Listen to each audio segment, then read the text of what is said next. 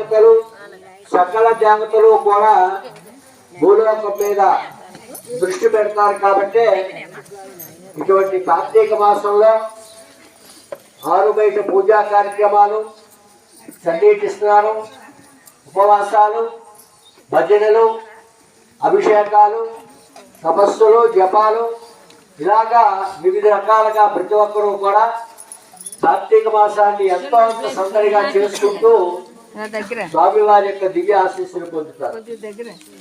ముఖ్యంగా ఆకాశ దీపాన్ని ఎవరైతే చూస్తారో వారికి లక్ష్మీనారాయణ యొక్క శక్తి, పార్వతీ పరమేశ్వర శక్తి, బ్రహ్మదేవుడు, సరస్వతి దేవి యొక్క శక్తి చూసారా.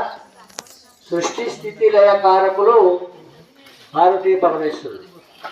ఈ సృష్టిని ప్రారంభించిన వారెవరు? స్వామివారు.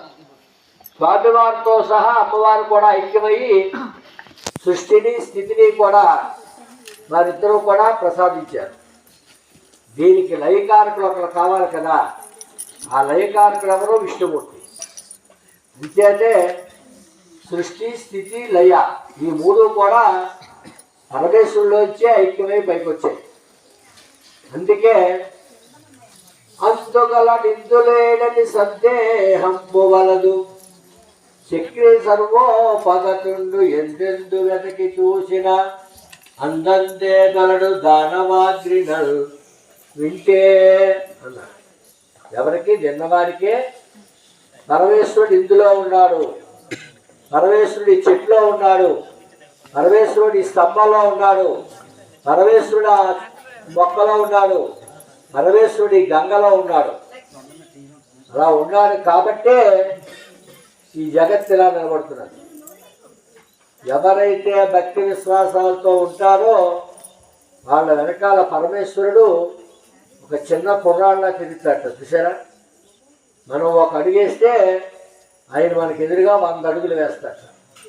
అందుచేత భక్తి జ్ఞాన వైరాగ్యాలు మనిషికి చాలా ప్రధానమైనవి. అటువంటి కార్యక్రమంలో భాగంగా ఇవాళ ఈ శారదా నదీ తీరాన్ని ఉండేటువంటి ఈ మహత్తరమైనటువంటి దేవాలయంలో స్వామిని దర్శించుకున్నా, పూజలు చూసినా, పూజ విన్నా, ఆకాశ దీపాన్ని చూసినా, ఆకాశ దీపంలో ఇంత నూనె చుక్క వేస్తే డబ్బా నూనె వేసినంత వాళ్ళకి వస్తుంది. ఇటువంటి ప్రదేశంలో స్వామివారి యొక్క కార్యక్రమానికి మనకి ఆ ఉమామహేశ్వర స్వామి